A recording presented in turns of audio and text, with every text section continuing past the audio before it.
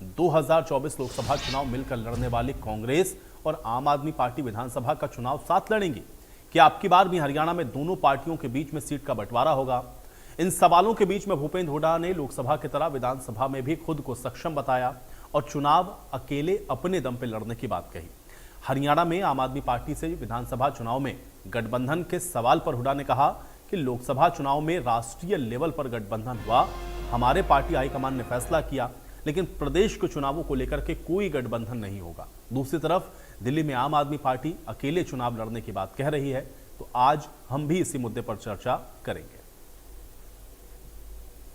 पिछली बार 28% था, वो बढ़कर 47.6 मतलब 48% के करीब हो गया।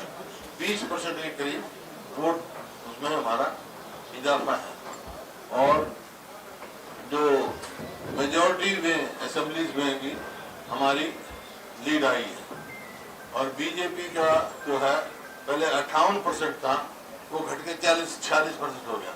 12% के करीब उनका डिक्लाइन हुआ है। और हमारी पिछली बार एक भी सीट नहीं थी लोकसभा में, 0 थे। हम 0 से 5 पहुंचे हुए, 10 के 10 थे, 10 से नीचे 5 आ गए।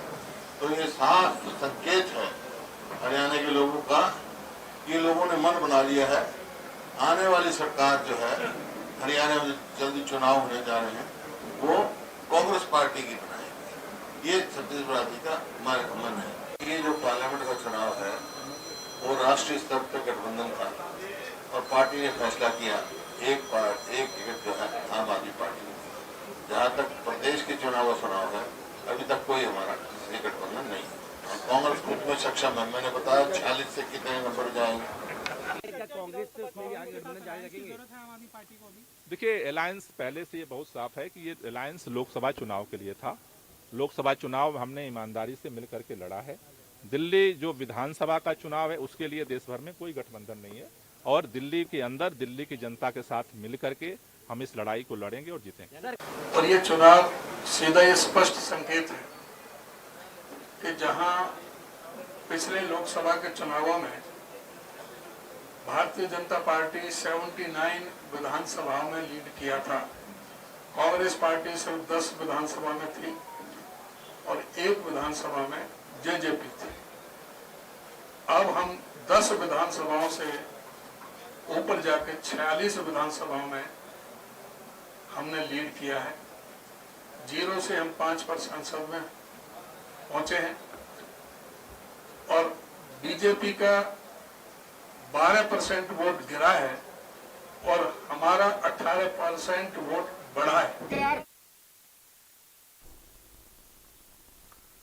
तो कुल मिलाकर के चुनाव नतीजों के आने के बाद से आप देख रहे हैं कि अब जो सियासी सरगर्मियां हैं वो विधानसभा चुनाव की ओर बढ़ती हुई दिख रही हैं और जाहिर है कि जीत और हार के बाद जो पार्टियां हैं वो अपनी अपनी तरह से इसका विश्लेषण कर रही हैं। अब जाहिर है 0 से 5 तक का जो सफर तय किया गया है, इससे कांग्रेस पार्टी में उत्साह है और भारतीय जनता पार्टी का ये कहना है कि 10 साल के बावजूद भी अगर वो 5 रिटेन कर रहे हैं तो भी ये उनके लिए जीत है और आगे वो मेहनत इस बात पर करेंगे, खामियों को भी देखेंगे कि कमियां कहां रही हैं। लेकिन दावे अभी भी विधानसभा चुनावों को लेकर के दोनों पार्टियों के बरकरार हैं कि प्रदेश के अंदर जो मौजूदा पार्टी है वो अपनी वापसी का दावा कर रही है और विपक्ष में बैठी हुई कांग्रेस का ये कहना है कि इस बार चूंकि उनकी लीड 46 विधानसभाओं में है, बीजेपी का जो वोटिंग परसेंटेज है वो गिरा है, तो इसलिए अब प्रदेश ने ये सीधा और स्पष्ट संदेश दे दिया है कि वो कांग्रेस पार्टी को प्रदेश में चाहते हैं। लेकिन गठबंधन को भी लेकर के साथ में सवाल है, क्योंकि लोकसभा चुनावों के परिप्रेक्ष्य में आपने देखा कि आम आदमी पार्टी के साथ ये चुनाव लड़ा गया।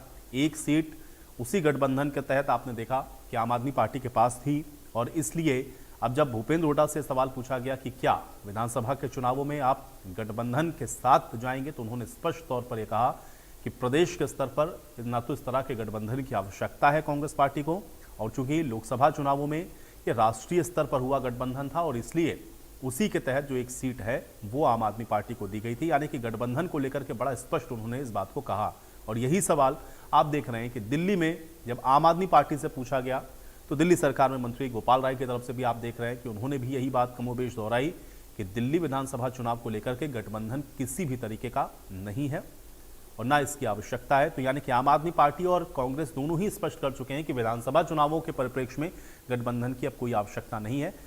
लोकसभा चुनावों के लिए गठबंधन किया गया था और इसलिए अब यह जो गठबंधन है वो लोकसभा के परिप्रेक्ष्य में ही रहेगा। तो कुल मिलाकर के लोकसभा चुनाव 2024 संपन्न हो चुका है, उसके नतीजे आ चुके हैं। इन नतीजों की विवेचना लोग अपनी अपनी तरह से कर रहे हैं, लेकिन यहां से अब हरियाणा की जो राजनीति है वो और अधिक दिलचस्प इसलिए होती हुई क्योंकि अब हरियाणा में विधानसभा के चुनाव होने हैं। तो इन चुनाव परिणामों का हरियाणा की विधानसभा चुनावों पर क्या असर होगा और जो तमाम बातें अभी कही जा रही हैं, जो तमाम तरह के राजनीतिक स्टेटमेंट आ रहे हैं, आज उस पर भी चर्चा करते हैं। सभी मेहमान मेरे साथ जुड़ गए, पहले उनका परिचय आपके साथ करवाते हैं। जवाहर यादव जी हमारे साथ जुड़े हुए हैं, भारतीय जनता पार्टी के प्रवक्ता हैं। जवाहर यादव जी, स्वागत है आपका चर्चा में। सुरेश रोड जी हमारे साथ जुड़े हुए हैं, कांग्रेस पार्टी के प्रवक्ता हैं। सुरेश रोड जी, आपका भी स्वागत है। सुखबीर तंवर जी हमारे साथ जुड़े हुए हैं, आम आदमी पार्टी के प्रवक्ता हैं। सुखबीर तंवर जी, आपका भी स्वागत। और अमित नेहरा जी हैं हमारे साथ, वरिष्ठ पत्रकार हैं। अमित नेहरा जी, आपका स्वागत। और गुरमीत सिंह जी हमारे साथ जुड़े हुए हैं, राजनीतिक विश्लेषक के तौर पर। गुरमीत सिंह जी, आपका भी स्वागत है। जवाहर जी, आपसे चर्चा की शुरुआत करते हैं। लोकसभा चुनावों के परिणाम आ गए, उसके बाद लगातार हम लोग देख रहे हैं कि अलग अलग तरह की जो बयानबाजियां हैं वो चल रही हैं। दो महत्वपूर्ण प्रश्न जो कि अभी हम लोग सुन रहे थे उठाए गए, उदयभान जी ने भी यही बात कही और भूपेंद्र हुड्डा भी यही बात कह रहे थे। उनका ये कहना कि आप 10 से 5 पर आ गए, 12% आपका वोटिंग परसेंटेज गिर गया। 46 ऐसी विधानसभाएं हैं जहां पर कांग्रेस पार्टी ने बढ़त बनाई है, तो इसलिए वो आश्वस्त हैं कि अब प्रदेश के अंदर भी जब चुनाव होगा विधानसभा का तो कांग्रेस कम बैक करने वाली है। कैसे इसको आप देखते हैं? देखिए, ये तो मुझे सहर्ष रूप से स्वीकार करने में कोई गुरेज भी नहीं होनी चाहिए कि हमारा प्रदर्शन पहले के मुकाबले उतना बेहतर नहीं रहा जितना पिछले चुनाव में था। पर गलतफहमी कहाँ हो जाती है किसी को भी, और हम अपनी चीजों को ठीक करेंगे। जो इन्होंने अफवाह फैलाई उसका मैं जिक्र करता हूँ। वो ये कह रहे हैं कि 90 विधानसभा में चुनाव था और लोकसभा का, जिसमें 90 विधानसभा थे और 46 में हम जीते। तो 46 में आप जीते तो 40-44 में भारतीय जनता पार्टी भी तो जीती। अगर जिसपे ये इतना गौरवान्वित महसूस कर रहे हैं, अगर एक हम जीत गए तो इक्वल खड़े हो गए, और अगर 2 हम एक्स्ट्रा जीत गए तो हम उनसे बेहतर हो गए। तो ये फाइट कितनी नेक टू नेक है, इससे आप अंदाजा लगा सकते हो। इसका अर्थ ये नहीं है कि वो बहुत बड़ी मात्रा में जीत गए। जिस तरह से 79 हम जीते थे, ये उस तरह 79 नहीं जीते। हाँ, ये हमारे समकक्ष आकर खड़े हुए, इसको मानने में मुझे कोई गुरेज नहीं। ये चुनाव केंद्र का चुनाव था और केंद्र के चुनाव में दो चीजों ने जो मुख्य भूमिका निभाई, दो वक्तव्यों ने, जिसको कांग्रेस के लोगों ने, आम आदमी पार्टी के लोगों ने तोड़ मरोड़ कर कहा, जिसका हमें नुकसान हुआ, मैं सहर्ष रूप से स्वीकार करता हूं। नुकसान ये हुआ, अमित शाह जी का एक वीडियो जिसका वो ये कह रहे हैं कि जो आरक्षण संविधान सम्मत नहीं है और जो दलितों का, पिछड़ों का असंवैधानिक रूप से कर्नाटका में इन्होंने 4% दिया मुसलमानों को, उस आरक्षण को हम समाप्त करेंगे, मुसलमानों के लिए कहा, और दलितों और पिछड़ों को मिलना चाहिए। इन्होंने वो अल्पसंख्यक तो निकाल दिया, केवल एक जुटी जिसमें एफआईआर भी हुई। वो वीडियो समाज तक गई और समाज पर उस वीडियो का असर पड़ा, जिसके कारण हमें नुकसान हुआ। परंतु अब ये समय के साथ दलित समाज को भी आएगा किस तरह है। ऐसे ही सदन में मोदी जी को बोलते हैं, सदन में मोदी जी पंडित जवाहरलाल नेहरू जी का पत्र पढ़ रहे हैं, जिसमें अगर पंडित जवाहरलाल, उन्होंने कहा कि मैं पंडित जवाहरलाल नेहरू का पत्र पढ़ता हूं, अगर पत्र है तो उसमें अगर मैं लिखा तो मैं ही कहा जाएगा। उन्होंने पंडित जवाहरलाल नेहरू के पत्र को पढ़ा, मैं आरक्षण का विरोधी और मैं कहीं नहीं चाहता, जो पंडित नेहरू कह रहे थे उसको उन्होंने पंडित नेहरू का नाम निकालकर जो पढ़ा गया, ऐसा लगा कि जैसा वो वक्तव्य माननीय मोदी जी का है। इन दो चीजों के कारण इन्होंने दलित समाज को, अति पिछड़े को यूपी में, जिसके कारण हमें हरियाणा, राजस्थान और यूपी में नुकसान हुआ। इस झूठ पे इतनी तेजी से फैला, हम चाहते हुए भी उस झूठ को ठीक से नहीं बता पाए, अपनी बात वहां तक नहीं पहुंचा पाए, जिसके कारण हमें नुकसान हुआ है। परंतु अगर हरियाणा के संदर्भ में बात करें तो भूपेंद्र सिंह हुड्डा तो दलितों के विरोध का व्यक्ति है। जितने दलितों में कांड हुए, जितने अत्याचार हुए, 10 के, चाहे गोहाना कांड हुआ हो, चाहे मिर्चपुर कांड हुआ हो, ऐसे और 30-35 कांड में गिनवा दूंगा, वो सब तो दलितों के विरुद्ध अगर अन्याय हुआ तो वो भूपेंद्र सिंह हुड्डा के कार्यकाल में हुआ। और यहाँ तो ये भी आएगा, जो इन्होंने भ्रांति फैलाई थी कि संविधान बदल देंगे, तो राज्य की सरकार संविधान नहीं बदल सकती। राज्य की सरकार संविधान नहीं बदल सकती, तो जो इनसे पीड़ित लोग थे, मेरे दक्षिण हरियाणा के लोगों ने भी उन्हीं की बिरादरी का कांग्रेस का प्रत्याशी होते भी हराया। तो इसलिए हराया क्योंकि उनकी, उन्होंने अपनी नौकरियां बचाई, उन्होंने अपना पानी बचाया। और फिर जिस चीज का वो श्रेय ले रहे हैं, अगर कांग्रेस उसका पूरा श्रेय ले ली है तो इसका मतलब आम आदमी की पार्टी के पल्ले तो कुछ था ही नहीं। अब वो ये कहते हैं कि हम आम आदमी पार्टी के साथ मिलकर चुनाव लड़े और एक बेहतर चुनाव लड़े, तो ये भी बता देते ना कि जो वोटों परसेंटेज है जिसमें वो 46 सीटें जीती, तो 5-10 सीटें तो ऐसी रही होगी ना कम मार्जिन की, जिसमें आम आदमी पार्टी ने योगदान किया होगा, जिसके कारण वो जीते होंगे। अगर आम आदमी पार्टी के योगदान को वो नकार देते और कहते हैं हम अगली बार अकेले जाएंगे, तो वो वैसे भी भारतीय जनता पार्टी से पीछे हो गए। एक की 46 है, एक की 44 है, वो 40 सीटों पे जीते, हम 44 सीटों पे जीते। और वो ये कहेगी कि हाँ, कहीं भी आम आदमी पार्टी के कारण हमें 1500 वोटों का भी फायदा नहीं हुआ, फिर तो मैं मान सकता हूं कि आम आदमी पार्टी में कुछ दम नहीं था। वो इनको 100, 200, 500 वोटें भी किसी विधानसभा में नहीं दिलवाई, तो इन 90 की 90 सीटों का मूल्यांकन करेंगे। जिस सीटों पे वो 1000, 2000 नंबर से उन्होंने लीड की होगी वोटों से, तो इसका मतलब अब तो आम आदमी पार्टी उनके साथ नहीं है। अगर उस संदर्भ में भी बात करें, व्यवहारिक होकर भी बात करें, तो भारतीय जनता पार्टी वो गठबंधन में थे, भारतीय जनता पार्टी विदाउट गठबंधन लड़ रही है। और अब इन्होंने ये कह दिया कि आगे हरियाणा को आवश्यकता नहीं है कांग्रेस को, आम आदमी पार्टी की, तो इसके नाते तो हमसे पीछे हो गए, जिस पे अभी तक वो फक्र कर रहे थे हम 40 सीटों पे जीते। चलिए ठीक है, अब मैं इसका व्यवहारिक रूप जवाब से सोचिए। ठीक जी। है, मैं इसका जवाब लेता हूँ रोड साहब से। रोड जी, एक तो जब 46 वाली बात आपने कही, तो फिर आप ये भी छुपा रहे हैं साथ में कि भाई 44 पर तो वो भी आगे हुए, क्योंकि जब 5-5 पर आप दोनों लोग जीते हैं। तो दूसरा, अब आपने ये भी कह दिया कि भाई विधानसभा में तो हमको जरूरत नहीं है आम आदमी पार्टी की। कैसे इसको देखा जाए? जी देखिए, जवाहर यादव जी बोल रहे थे, मुझे आवाज नींद की आ रही थी। जो आपने मुझे पूछा तो मैं उसको क्लियर करता हूँ। इसमें छिपाने की कोई बात नहीं है। 46 सीटों पर कांग्रेस पार्टी ने जनता जनार्दन के आशीर्वाद से जीत हासिल की है। वो इस बात का संकेत है कि इस बार जो अक्टूबर में विधानसभा का चुनाव आने जा रहा है, और शायद दिवाली भी उन दिनों पड़ेगी, तो 10 साल के बाद दिवाली ठीक से मनेगी हरियाणा में। ये इस बात का संकेत है। आप इसमें कोई बढ़ा चढ़ा के अपने कोई 40 की जगह 96 तो बोले, 40 की ही मेजोरिटी चाहिए 90 सदस्यीय विधानसभा में, और 46 पे आज भी हम जीत चुके हैं। तो इससे स्पष्ट होता है कि आने वाले समय में कांग्रेस पार्टी का जो ग्राफ है वो और बढ़ेगा। हमारे नेता प्रतिपक्ष चौधरी भूपेंद्र सिंह जी हुड्डा और हमारे प्रदेश अध्यक्ष देवान जी ने जो बयान दिया, तो कांग्रेस पार्टी की तरफ से हम ये जानकारी भी प्रदेशवासियों को देना चाहते हैं कि कांग्रेस पार्टी को आगे किसी गठबंधन की जरूरत नहीं है आगामी विधानसभा चुनाव में। जो हमारे नेताओं ने कहा है, हमारे कांग्रेस कार्यकर्ता पार्टी नेतृत्व का, हुड्डा साहब का और प्रदेश अध्यक्ष का इस बात के लिए धन्यवाद करते हैं। कांग्रेस के कार्यकर्ताओं की भी यही एक सोच थी कि कांग्रेस पार्टी अपने दम पर चुनाव में, विधानसभा के चुनाव में बीजेपी को चलता करेगी, तो वो ज्यादा बढ़िया रहेगा। और नहीं, लेकिन रोड साहब, उसमें एक प्रश्न जवाहर जी ने ये भी तो जोड़ा ना, क्योंकि जब आप गठबंधन में थे तो जहां जहां भी आपने लड़ा, ऐसा तो है नहीं कि आम आदमी पार्टी ने आपका सहयोग नहीं किया होगा। तो कुछ तो उन्होंने भी भूमिका निभाई होगी, या तो आप उसको बिल्कुल सिरे से नकार दीजिए। उन 46 कॉन्स्टिट्यूएंसीज में आम आदमी पार्टी का कुछ इम्पैक्ट था कि नहीं, या नहीं मानते आप उसको? नहीं, देखिए, मैं तो इसी बात में सारी बात आ जाएगी। हमारा जो गठबंधन था पार्टी के साथ, हम उनके सहयोग को नहीं नकारते। जो सम्मान होता है गठबंधन के घटक दल का, वो उनको हम देते हैं। लेकिन इससे पहले मैं बिल्कुल बेबाक टिप्पणी करता हूँ, बिल्कुल स्पष्ट बताता हूँ, और इसमें फैक्ट्स की, तथ्य की बात है जी। आदमपुर में बाई इलेक्शन हुआ, जवाहर जी की पार्टी ने भी लड़ा था, और आप पार्टी ने भी वहां चुनाव लड़ा था, आदमपुर का उपचुनाव। वहां पर कांग्रेस पार्टी के साथ आपका गठबंधन नहीं। तो हमें बताने की या कोई तोड़ तोड़ कर तथ्य पेश करने की बात नहीं है। आप पार्टी के साथी भी उस चीज को जानते हैं, हम भी जानते हैं। आप पार्टी की वोट से यह साबित होता था कि कांग्रेस पार्टी को गठबंधन में आप पार्टी की कोई ज्यादा सहयोग या मदद वोटों के हिसाब से नहीं होगी। लेकिन गठबंधन फिर क्यों हुआ?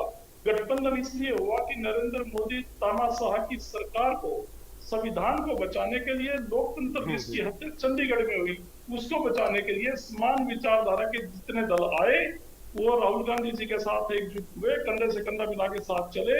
उसमें आप पार्टी के नेता केजरीवाल जी भी थे, या दूसरे और भी थे, जैसे हमारा महाराष्ट्र में एनसीपी के साथ भी गठबंधन था। तो ये समान विचारधारा को, राष्ट्र को और भारत माता को और ज्यादा सुरक्षित करने के लिए और नरेंद्र मोदी की बीजेपी सरकार की जन विरोधी नीतियों से बचाने के लिए नहीं, लेकिन सुरेश जी ये थोड़ा कॉन्ट्राडिक्टरी नहीं है? एक तरफ तो आप ये कह रहे हैं कि विधानसभा में आप देखिए उसमें आपको कोई बताने की जरूरत नहीं है कि जो है आम आदमी पार्टी का प्रदर्शन कैसा था, और अगर आप ये बात जान रहे थे तो फिर भाई राष्ट्रीय लेवल पर ही सही एक सीट आपने हरियाणा के अंदर क्यों दी थी, जब आप ये मान ही रहे हैं कि उनका कहीं कोई प्रभाव नहीं है? कम से कम 6 तो हो जाती है आपकी, अगर आप जो बात करें आपके मूल्यांकन के हिसाब से आप कुरुक्षेत्र भी जीत जाते। मैं स्पष्ट करता हूँ, बिल्कुल ये बिल्कुल स्पष्ट बात है। जो आप पार्टी का कुछ ना कुछ तो हर दल का असर होता है, उसका सहयोग है, उसको हम नहीं निकालते। लेकिन रही बात, मैं ये बात कह रहा हूँ, दोनों बातों में एक पर्सन में कर लूं जी इनसे। दोनों बातें अलग अलग है। हरियाणा में आगामी विधानसभा में जीतने के लिए, सरकार बनाने के लिए कांग्रेस पार्टी को किसी भी दूसरे सहयोगी दल की आवश्यकता नहीं है। रोड साहब एक पर्सन कर लूं आपसे। रोड साहब, सरकार बनाने के लिए हमें आवश्यकता नहीं थी, लेकिन अपने आप को उनका जो कंट्रीब्यूशन है, नहीं, थोड़ा बहुत कंट्रीब्यूशन भी अगर आप मान रहे हैं तो जब आप विधानसभा में जाएंगे तो फिर वो तो आपके अगेंस्ट खड़े हो जाएंगे ना आकर रोड साहब। आम आदमी पार्टी भी होगी, और फिर जब प्रदेश की राजनीति में आप बात करेंगे तो 2 और पार्टियां भी हैं प्रदेश के अंदर, भाई कुछ तो वोट वो भी लेंगे। ये बिल्कुल स्पष्ट बात है, आपने बड़ी अच्छी बात पूछी और क्लियर हो गया इससे। आने वाले चुनाव में कोई कहीं खड़ा हो, कांग्रेस पार्टी अपने दम पर विधानसभा में जीत हासिल करके सरकार बनाएगी। ये दिवाली पे आपको देखने को मिलेगा। चलिए ठीक है, एक और आपने आज से ही आपने ये बताना शुरू किया कि भाई दिवाली अब और बेहतर बनेगी, अब हम लोग विधानसभा चुनावों तक भी इसका इंतजार करते हैं। मैं तंवर साहब से अब रिएक्शन लेता हूं। नहीं, दिवाली तो वैसे भी देश मनाता ही है, पार्टियों की हार जीत होती रहती है, देश तो दिवाली मनाता ही है। कभी जीएसटी था, कभी नोटबंदी। रोड साहब भाई देखिए, दिवाली आप नहीं मना रहे क्या? दिवाली आप भी मनाते हैं, हम भी मनाते हैं, सब मनाते हैं, पार्टियों की हार जीत चलती रहेगी। सुखबीर तंवर जी, इस बार दिवाली नहीं, ये हो सकता है पार्टी विशेष के तौर पे हो सकता है कि आपको ज्यादा उल्लास हो, लेकिन ऐसा नहीं है। दिवाली तो दिवाली है भाई, त्योहार सबका है, सब मनाते हैं, ठीक है, मनाइएगा, बेहतर से मनाइएगा। मैं ये आशा करता हूं कि आप सब लोग मनाएं, बेहतर दिवाली मनाएं, ठीक है। तंवर साहब, विधानसभा चुनावों में आम आदमी पार्टी की कोई आवश्यकता नहीं है, और इशारों में रोड साहब ने यह भी बता दिया कि भाई ठीक है, राष्ट्रीय स्तर पर चूंकि है हम लोगों ने गठबंधन किया था, लेकिन आप लोगों का मतलब उस तरीके से कोई कंट्रीब्यूशन नहीं है। तंवर साहब,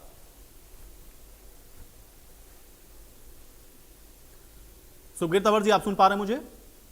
जी, अभी आई आवाज आपकी। जी, तंवर साहब, आप सवाल दो। जी, एक तो लोकसभा चुनावों में आप लोगों ने जो गठबंधन किया वो ठीक है, राष्ट्रीय स्तर पर था, लेकिन विधानसभा चुनाव में आम आदमी पार्टी के एक तो गठबंधन की भी जरूरत नहीं है, और दूसरा ये उसका कारण ये बताया जा रहा है कि आप लोग ग्राउंड पर वो मजबूत नहीं, क्योंकि वोट नहीं है आप लोगों के पास।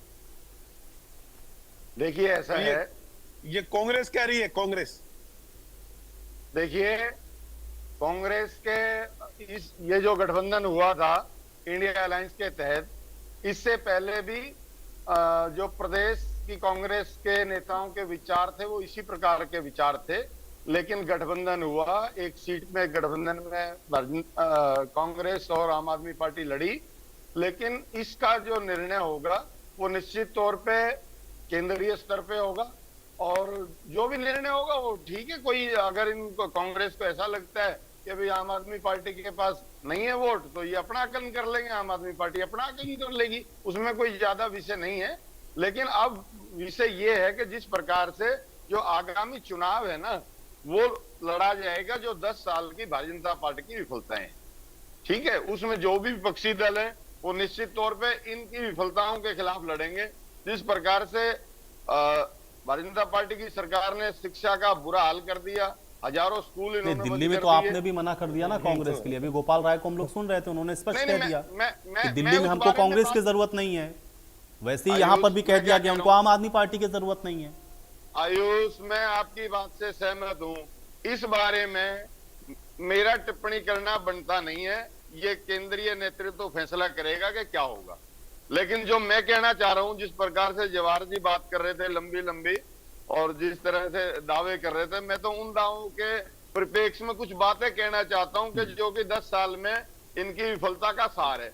शिक्षा की बात मैंने बताई, स्वास्थ्य में जिस प्रकार के बेड़ा गर्क है, गुड़गांव के अस्पताल में ईंट नहीं लगी। देखो, केंद्रीय स्तर के मुद्दे अलग थे, अब नेक टू नेक जो विफलताएं हैं उन पे बात होगी। इसके अलावा बिजली की बात कर लें, दिल्ली और पंजाब में मुफ्त और 24 घंटे बिजली है। यहाँ के हाल आप देख लीजिए, सड़कों की जर्जर अवस्था और जानलेवा व्यवस्था, इसके खिलाफ बड़ा रोष है लोगों में। और जो जहां तक कृषि की बात करें, 10 वर्ष में जिस प्रकार से खाद की काला बाजारी रही सरकार के संरक्षण में, वो किसी से छुपी हुई नहीं है। और युवाओं की बात लेकिन ये खामियां तो आप तब बता पाएंगे ना जब आप जीतेंगे सीट। जब आप सीट जीत पाएंगे तब इन खामियों को आप दूर कर पाएंगे, क्योंकि मौजूदा सरकार ने तो खामी बता दी।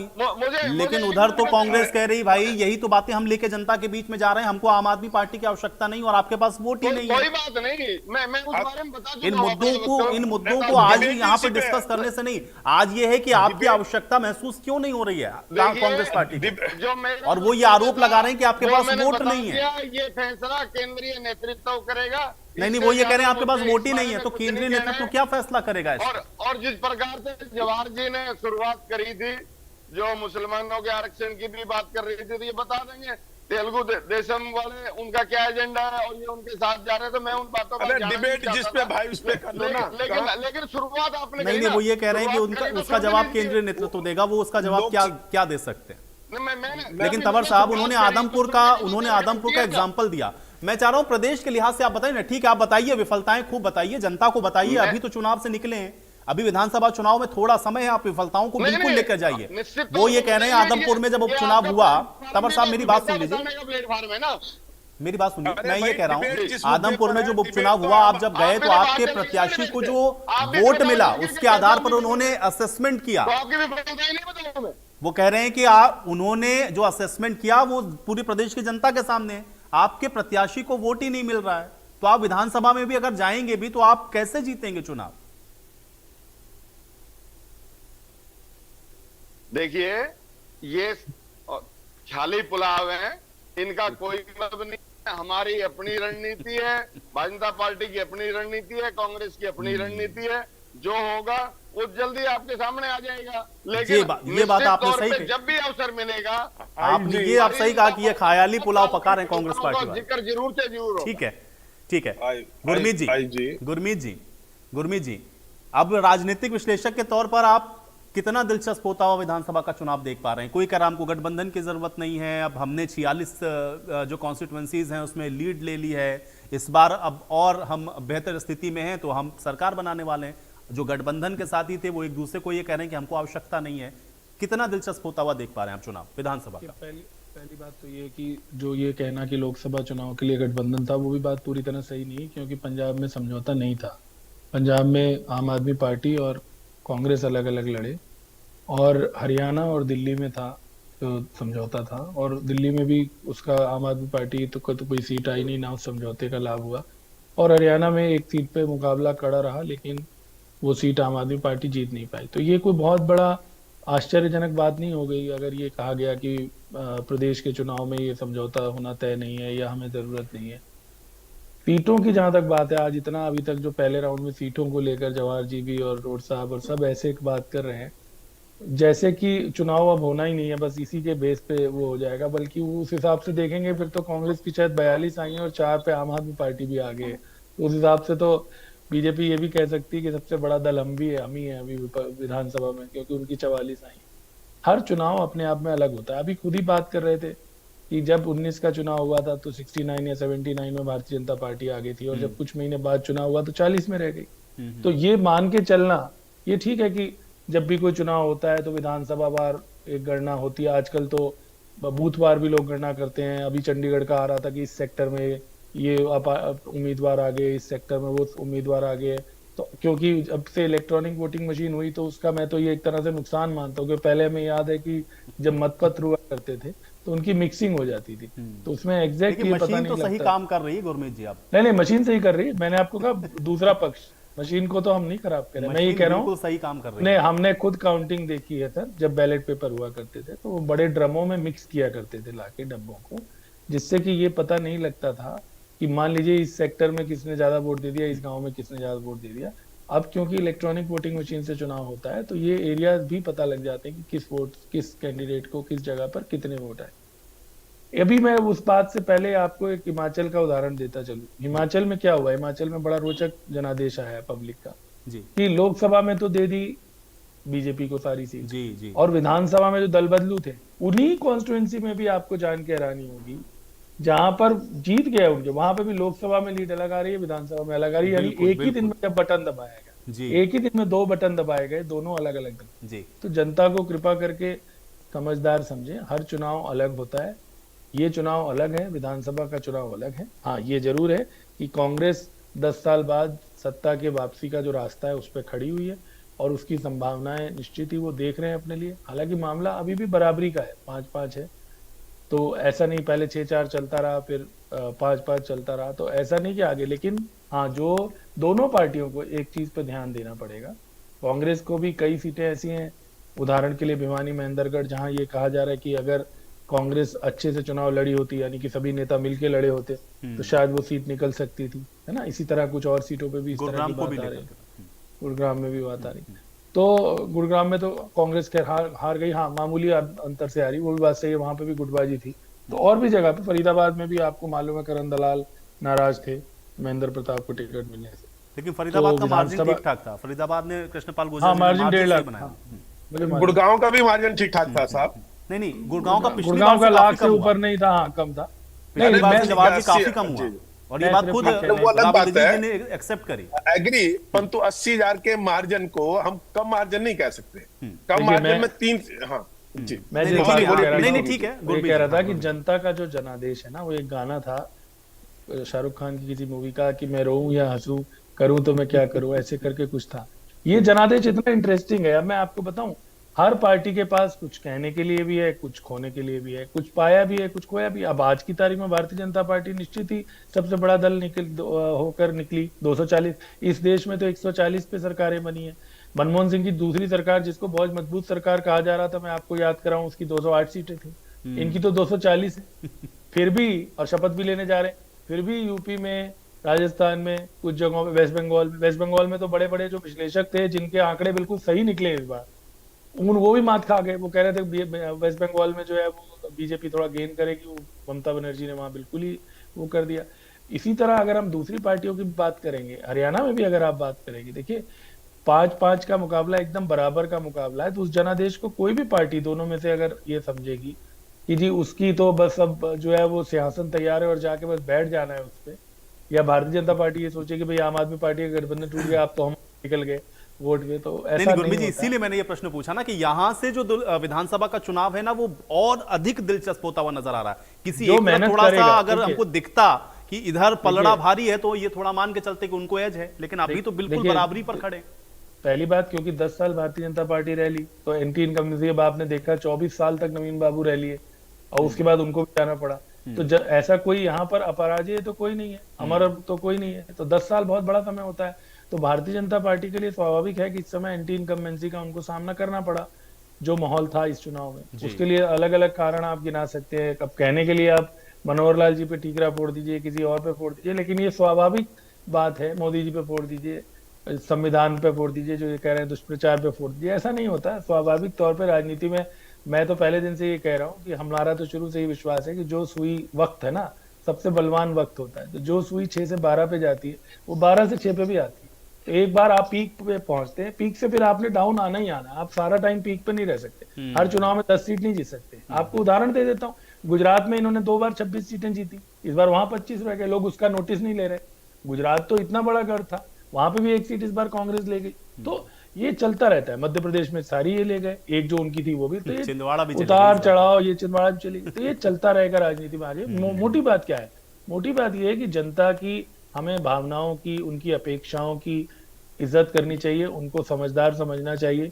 ये नहीं हमेशा सोचना चाहिए कि हम जो है वो सिर्फ बातों से। महत्वपूर्ण बात गुरमीत जी आपने कही, और मुझे लगता है कि इस पर पॉलिटिकल पार्टियां जरूर इसका एनालिसिस करेंगी। अब मैं नेहरा जी का एक रिएक्शन लेता हूं। नेहरा जी, बड़ी बारीकी से आप देख रहे थे और आप तो लगातार एनालिसिस कर ही रहे थे इस चुनावों के दौरान भी, लेकिन अब यहां से आगे थोड़ा बढ़ते हैं। विधानसभा चुनाव क्या दिलचस्प होता हुआ नजर आ रहा है? और अभी जो उदय भान जी के बयान को आपने सुना, या भूपेंद्र हुड्डा जिस बात को कह रहे हैं, या बीजेपी उसका जो काउंटर कर रही है, विधानसभा का चुनाव कितना दिलचस्प होता हुआ नजर आ रहा है?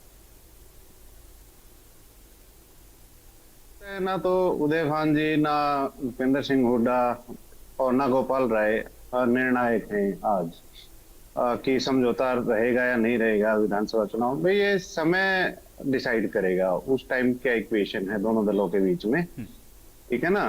ऊपर गठबंधन सरकार है वो किस तरह काम कर रही है, तो बहुत सारे फैक्टर काम करेंगे। हाँ, ये बात जरूर है, देखिए दिल्ली विधानसभा में आम आदमी बेहद मजबूत है, इससे तो कोई इत्तेफाक नहीं रख सकता। पिछले 2 इलेक्शन का अगर देखें, उसी तरह हरियाणा में भी कांग्रेस विधानसभा क्षेत्रों में काफी मजबूत है आम आदमी पार्टी के मुकाबले। हाँ, ये क्या था कि एक सामूहिक रूप से चुनाव लड़ा गया था लोकसभा वाला, तो एक विपक्ष को इकट्ठा होकर एक संदेश देना था देश की जनता को कि हम इकट्ठे सामूहिक लड़ाई लड़ रहे हैं। इसलिए मुझे लगता है कि जो कुरुक्षेत्र की सीट जो दी गई थी आम आदमी पार्टी को, वो एक लगता है मुझे टोकन ऑफ लव था, ठीक है ना। आप सांकेतिक रूप से सीट दी गई थी, नहीं तो आम आदमी पार्टी का दावा वहां पे इतना मजबूत था नहीं।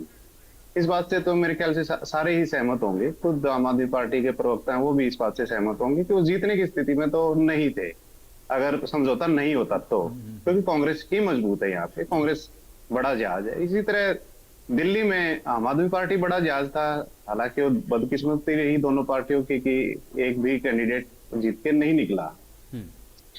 तो ये वक्त डिसाइड करा, जिस तरह गुरमीत जी ने कहा था ना, वक्त बड़ा बलवान होता है, तो अभी कोई प्रेडिक्ट नहीं कर सकता। हुड्डा जी ने जो कहा है तो वो अटल सत्य नहीं है, वो तो वक्त बताएगा क्या रहेगा। हाँ, लेकिन ये बड़ा दिलचस्प रहेगा, आपने जो बात कही विधानसभा चुनाव में कि विधानसभा के मुद्दे जो होंगे वो नितांत अलग होंगे। ये जो मुद्दे थे लोकसभा के, ये अलग थे उसके, तो उसमें तो बड़ा बारीकी से होगा, लोग बाग भी सोच समझ के वोट देंगे। अब तो क्या था कि एक पूरे देश के जो थी इश्यूज, उन पे चुनाव लड़ा गया था, मोदी के नाम का भी काफी उसमें प्रयोग किया गया, और निश्चित तौर पे शहरी क्षेत्रों में बड़ा अच्छा प्रदर्शन किया है भाजपा ने अगर देखें बारीकी से, और लेकिन उसी तरह ग्रामीण क्षेत्रों में कांग्रेस ने बाजी मारी है ज्यादातर ग्रामीण क्षेत्रों में। तो मुद्दे थे किसान आंदोलन यहाँ पे, ठीक है ना, और अग्निवीर था, जैसे ओल्ड पेंशन स्कीम थी, तो वो बड़े मुद्दे रहे हैं। ये संविधान वाला भी मुद्दा काफी मुकर रहा है, तो ये मुद्दे थे। लेकिन जब हरियाणा के चुनाव आएंगे तो बीजेपी के सामने दिक्कत ज्यादा आएगी बनिस्बत कांग्रेस के, क्योंकि बीजेपी क्या मनोहर लाल के कार्यों पे ठप्पा लगवाएगी 9.5 साल के, या अपने नायब सैनी के कार्यों के ऊपर। नायब सैनी को तो टाइम ही 6-7 महीने मिला मुश्किल से, अगर उनके नाम पे ठप्पा लगवाएगी तो लोग पूछेंगे कि आपने कंटिन्यू क्यों नहीं रखा अगर इतना बढ़िया काम किया, और ये नायब सैनी उतना काम कर नहीं पाएंगे, तो दिक्कत उनके लिए ज्यादा है। जो मुद्दे आने वाले हैं इनके आगे बीजेपी के, तो मुझे लगता है प्रॉपर्टी आईडी में गड़बड़ी होना बड़े पैमाने पे, प्रॉपर्टी टैक्स में गड़बड़ होना, परिवार पहचान पत्र की अनिवार्यता, और जो पोर्टलों से जनता परेशान रही। हालांकि नीयत ठीक थी सरकार की, मैं ये नहीं कहता कि ये गलत थी, लेकिन उनको जो हैंडल कर रहे थे, आपको नहीं लगता क्योंकि अभी भी 4 या 5 महीने का जो वक्त है उस पर कोशिश तो इसी बात पर होगी कि भाई जो मुद्दे बड़े बन रहे थे उनको किसी तरह से डाइल्यूट किया जाए, तो फोकस तो करेगी बीजेपी इन चीजों को एनालिसिस करके। देखिए, मैं ये कह रहा हूं कि पोर्टल से काम करना नीयत सही थी सरकार की, लेकिन जो उसको संभालने वाले कर्मचारी थे, अधिकारी थे, उनकी नीयत खराब थी। उन्होंने जो गड़बड़ी की, सरकार ने उनका संज्ञान नहीं लिया, किसी भी कर्मचारी या अधिकारी को सस्पेंड तक नहीं किया कि आपने बार बार क्यों परेशान किया, क्यों चक्कर लगाए। हालांकि एक वो थे ना, एक सीएम विंडो, जी, वो नाम के लिए जरूर थी, और उसमें जो कर्मचारी बैठते थे उन पे प्रेशर रहता था कि इतनी निपटाओ, तो करके मामला शांत कर देते थे, लेकिन उसका कोई जो प्रैक्टिकल जो है ना, लोगों को लाभ इतना हुआ नहीं। हालांकि आंकड़े जरूर बदले कि 10 लाख एप्लीकेशन आई, 20 लाख आई, 30 लाख आई, और हमने इतनी निपटा दी, 80% निपटा दी, 90% निपटा दी, लेकिन वो हकीकत में हुआ नहीं। लोग बड़े परेशान हुए, आखिर में रिश्वतों का सहारा लेना पड़ा, ठीक है ना, क्योंकि हर जगह आरोप लगे कि 5,000 में प्रॉपर्टी आईडी ठीक हो रही है, 10,000 में प्रॉपर्टी आईडी। लोगों ने मरता क्या ना करता, क्योंकि अनिवार्यता ऐसी थी। आप रजिस्ट्री करवाने जाते हैं तो आपको प्रॉपर्टी आईडी ठीक चाहिए, उसमें किसी का टेलीफोन नंबर गलत है, किसी का एड्रेस गलत है, बहुत सारी चीजें इस तरह की, साइज गलत है, तो बहुत सारी ऐसी चीजें बिल्कुल, रही तो हैं नेरा साहब आप ये जिसका कह रहे हैं सरकार कि को बीजेपी के सामने विधानसभा चुनाव के लिहाज से इस समय ज्यादा मुश्किल होगी। जवाहर जी, जी, जवाहर बिल्कुल। जी। देखिए, बीजेपी लोकसभा के चुनाव का मूल्यांकन कर रहे हैं, हम धरातल पे मूल्यांकन कर रहे हैं, व्यवहारिक होकर मूल्यांकन कर रहे हैं। और जहां तक हमारी नीतियों का सवाल है, निश्चित रूप से उसके बाद तीसरी बार पुनः हरियाणा में भाजपा की सरकार बनेगी। विरोधाभास कहाँ मिलता है? सुरेश गौड़ जी कहते हैं कि हरियाणा के लोग 10 साल में पहली बार अच्छी दिवाली मनाएंगे, यानी कि हरियाणा के लोगों को अपमानित कर रहे हैं जिन्होंने अपने मतों से सरकार चुनी। वो कहते हैं हरियाणा के लोगों की सरकारें वो खराब है जो इनको छोड़कर चुनी जाएगी, वो लोग उस समय लोग दिवाली नहीं मना सकते। ये जो कह रहे हैं ना कि अहंकार होता है, जो ये मोदी जी के ऊपर आरोप लगे थे तानाशाह होता है, ये वक्तव्य तानाशाह वाला है। और ये कहते हैं कि संविधान बदल देंगे। सब प्रस्तावना को डॉक्टर अंबेडकर साहब ने संविधान से पहले जो प्रस्तावना लिखी थी उस पे कहा था जिसमें बदलाव नहीं हो सकता। कांग्रेस ने सब विपक्ष के नेताओं को जेल में डालकर उसकी प्रस्तावनाओं को बदलने का काम कांग्रेस ने किया। हमसे कहते हैं संविधान बदल देंगे। देश में संविधान को धत्ता बताकर इमरजेंसी लगाने का काम कांग्रेस ने किया है। हमने मोदी जी के 10 साल में आज तक कोई इमरजेंसी नहीं लगी, अटल जी के सरकार में नहीं लगी, वीपी सिंह के साथ हम साझा थे तब नहीं लगी, और संविधान हम बदल देंगे। उसके बाद सर्वोच्च न्यायालय ने एक विधवा मुस्लिम महिला को गुजारा भत्ते की बात की, जिसको साहबानो कहते हैं। राजीव गांधी ने संविधान बदल दिया उसके चक्कर में कि एक अबला को गुजारा भत्ता नहीं मिलना चाहिए, और संविधान इसकी इजाजत देता था। उसके बाद इन्होंने उसको बदल दिया और कहते हैं जी संविधान हम बदल देंगे। इमरजेंसी का उदाहरण मैंने दिया। इसको काउंटर कर क्यों नहीं पाए जवाहर जी? यही तो प्रश्न है। नहीं, अरे सर मैं ये कह रहा हूं, मैं तो इनका आरोप कर रहा हूं। ये क्या बोल रहे हैं? निश्चित रूप से जो इन्होंने एक आरोप हम पे जो चलाया रिजर्वेशन का, उसमें हम हारे। मैं कह रहा हूं इनके झूठ के सामने हमारा सच नहीं टिपकाया। इनका झूठ बहुत तेजी से दौड़ा और हमारा सच लड़खड़ाता रहा। ये हमारी कमजोरी रही। उसी के कारण हमें ये परिणाम देखने को मिला राजस्थान में, हरियाणा में और उत्तर प्रदेश में। ये उसका कारण है। मैं कह रहा हूं मुझे इस मानने में कोई गुरेज नहीं है। उसके अलावा मेरे कुछ मित्रों ने कहा जी कि अग्निवीर मुद्दा होगा। अग्निवीर मुद्दा होता तो हम महेंद्रगढ़ भिवानी हार ही जाते ना। अग्निवीर विद्या होता तो हम कुरुक्षेत्र हार ही जाते ना। अगर किसान का ही मुद्दा होता तो कुरुक्षेत्र तो वो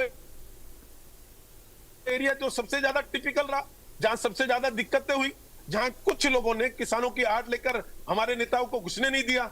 उसके बाद भी अगर हम कुरुक्षेत्र में जीत रहे हैं, महेंद्रगढ़ भिवानी में जीत रहे हैं, करनाल में भी अगर एक शहरी सीट छोड़ दे, पानीपत को और करनाल को, बाकी तो साथ के साथ ग्रामीण सीटें। गुड़गांव में भी अगर हम केवल गुरुग्राम को और बासापुर को छोड़ दें, बासापुर में भी बड़ा पार्ट गांव का, उसके तो सब 70% ग्रामीण सीटें हैं। उसके बावजूद भी अगर यहाँ सब किसान है, अगर हम जीत कर आए हैं तो कहीं ना कहीं काम किया। हम एक अफवाह का सामना नहीं कर सके जिसमें हम, उसके कारण कुछ लोगों का विचार बदल गया। जब विचार आएगा हरियाणा की सरकार के चयन का, तो दलित भाई ये मूल्यांकन करेंगे ना कि पहले केवल जितना रिजर्वेशन होता था उतने ही दलित नौकरी लगते थे। ये भाजपा की सरकार है, इसमें दलित और पिछड़ा पहले अपनी योग्यता के आधार जनरल सीट में गया। मान लीजिए 100 सीटें थी जिसको हम सामान्य वर्ग कहते हैं। उस सामान्य वर्ग में अगर किसी दलित के भी नंबर आ गए 100 की लिस्ट में और किसी पिछड़े के भी आ गए, तो वो पहले सामान्य वर्ग में गया, फिर पिछड़े को पिछड़े का रिजर्वेशन मिला और दलित को दलित का रिजर्वेशन मिला, जिससे पिछड़ों का और दलितों का नौकरियों में लाभ प्रतिनिधित्व बढ़ा। हुड्डा साहब के समय में बढ़ा हो तो बताइए। यही भाजपा सरकार नहीं, लेकिन नेहरा जी ने ये कहा कि अब आप जब विधानसभा के चुनाव में जाएंगे तो वोट किसके नाम पे मांगेंगे? मनोहर लाल जी के काम पे मांगेंगे या सीएम नायब सैनी जी के नाम पे मांगेंगे? दोनों के नाम पे, दोनों के काम पर मांगेंगे, बिल्कुल मांगेंगे। मुझे कहने पे फक्र है खट्टर साहब की नीतियों के चलते, जो मुख्यमंत्री श्री नायब सैनी जी को जितना समय मिला है दोबारा चुनाव में जाने पर, उन सबके दोनों के नाम पर मांगेंगे। और ये हमारी ताकत है कि आज जिनको, भाई मैं तो इसका देखिए भारतीय जनता पार्टी के लोग कितनी कमिटेड के साथ लगे हैं, जिन्होंने जातिवाद को तोड़कर भी दिया। राव दान सिंह चारों की चारों उन सीटों पे आ रहे जिनको हम अहीर बहुल्य कहते हैं, उनकी कम्युनिटी ने उसको हराया। कारण क्या था? वो कहते हैं हमारे बच्चों की ईमानदारी से नौकरियां लगी है, इस क्षेत्र को पानी मिला है। भिवानी में भी अगर वो हारे तो इसलिए हारे हैं जिसको हम जाटलैंड कहते हैं, उसके बाद भी हुड्डा साहब को किसी ने नहीं सुना और बीजेपी के प्रत्याशी को जिताया।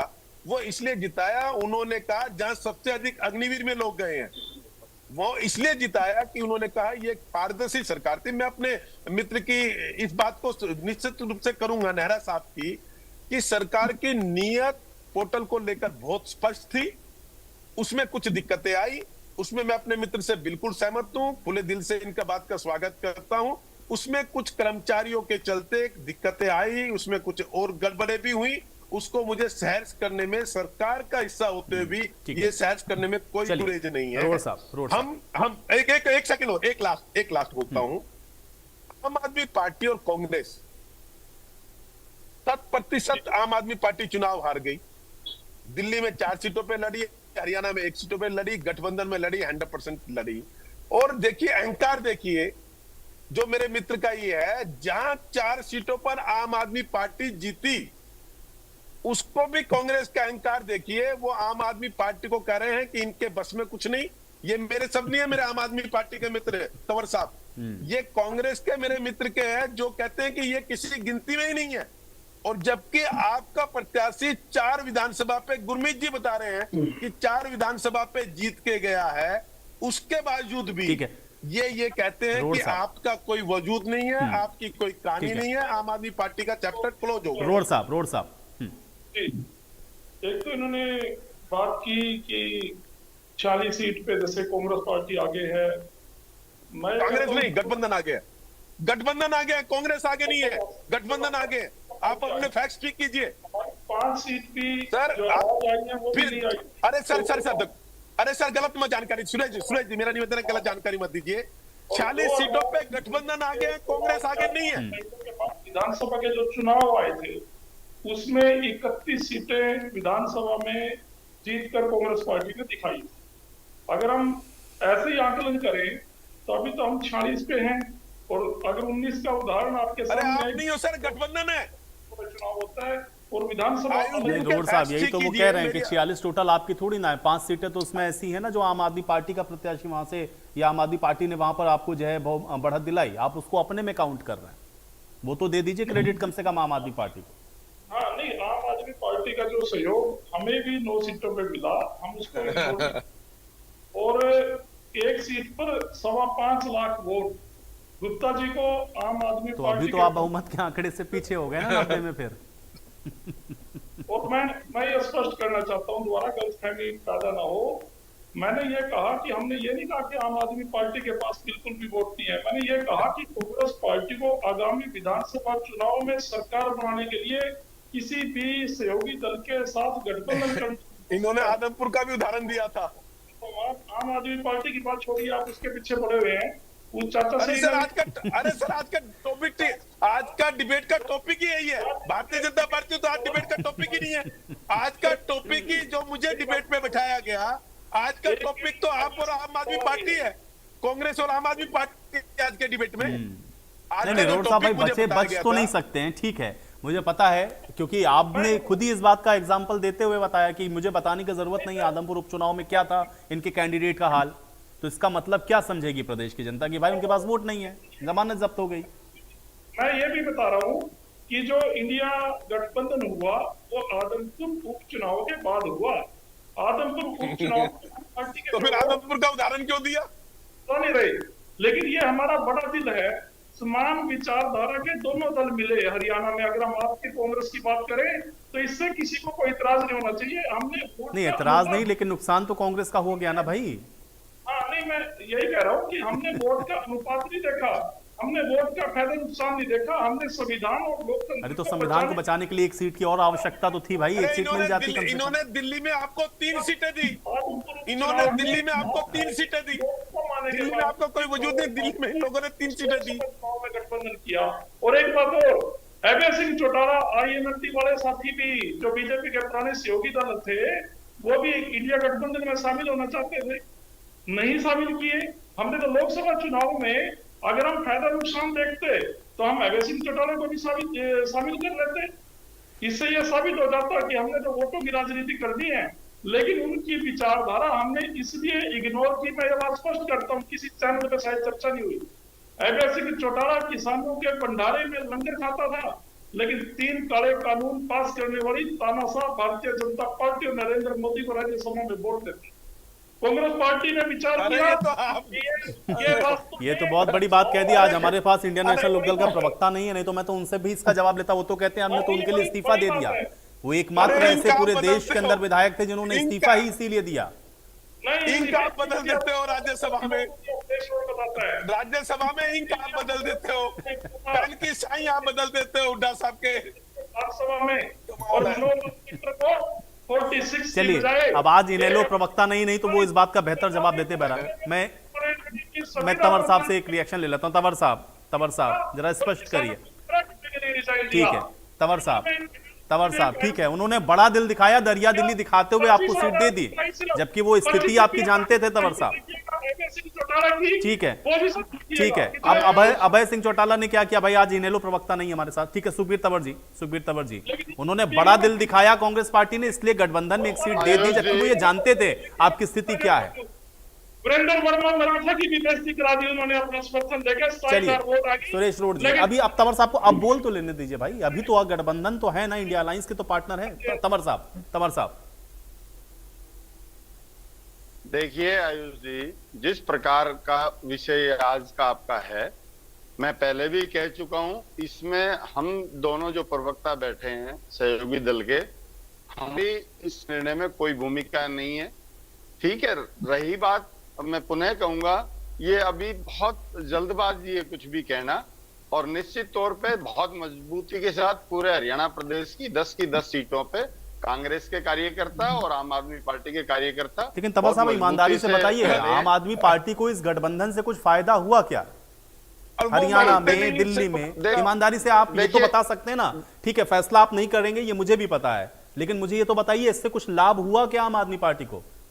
देखिए नहीं, अब रुको रोड साहब एक सेकंड, तंवर साहब रुकिए आप। देखिए, फायदा मैं बताऊं आपको, विगत का जो 2019 का लोकसभा का चुनाव था, उसमें भारतीय जनता पार्टी के जो प्रत्याशी थे उनकी जीत का अंतर 3.5 लाख, 4.5 लाख, 5 लाख के आसपास था, वो 1 लाख के आसपास सिमट गया। ये फायदा है। नहीं आपको क्या फायदा हुआ? नहीं, कोई हार जीत का विषय नहीं है। जितने लोग जो पिछले भाई अलायंस में ना तो आपको हरियाणा में कुछ मिला और ना ही दिल्ली में कुछ मिला। देखिए, बात मिलने की नहीं है। अरे भाई तो संविधान बचाएंगे कैसे? सीट नहीं होंगी तो वो तो संविधान खत्म कर देंगे, आरोप लगाते हैं आप लोग। आप नहीं समझ रहे हैं, आप एक सामान्य बात, भाई 10 सीट थी हरियाणा में, 5 रहेगी ना बीजेपी की। तो संविधान बचाएंगे कैसे तंवर साहब? 7 सीटें तो चली गई दिल्ली में। अरे 7 की 7 चली गई भाई दिल्ली में, और यहाँ एक आपके हिस्से में जो थी वो भी नहीं आई आपके पास। मैं आम आदमी पार्टी स्पेसिफिक सवाल पूछ रहा हूँ आपसे। मैं जो आपने पूछा मैंने उसका जवाब दिया। जवाब ये है कि जो अंतर 5 लाख का था वो अंतर सिमट के 1 लाख का रह गया। अब आप इसको किसी को उपलब्धि नहीं मानते, आप अगले में आम आदमी पार्टी के पूछो। अरे भाई जीत हार तो जीत हार होती है ना भाई। ठीक है, चलिए आप किसी बात के साथ चर्चा ही समाप्त कर रहा हूं, मेरे पास समय नहीं। बहुत शुक्रिया आप लोग का समय निकालने के लिए, इस चर्चा का हिस्सा बनने के लिए। तो अब विधानसभा चुनावों का इंतजार करिए, क्योंकि ये चुनाव और दिलचस्प होता हुआ नजर आ रहा है। वादे और दावों के बीच में